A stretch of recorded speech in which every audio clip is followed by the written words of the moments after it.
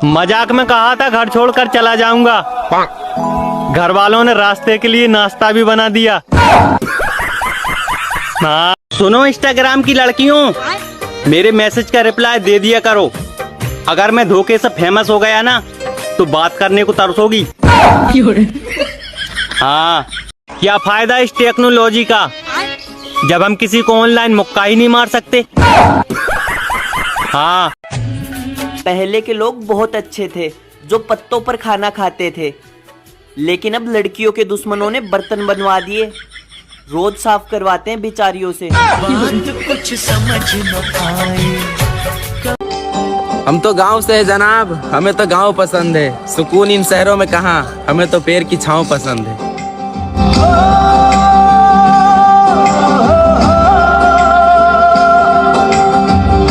गब्बर को बोल देना होली 25 मार्च को है, बार बार पूछ के दिमाग ना खाए होली कब है होली कब है। हाँ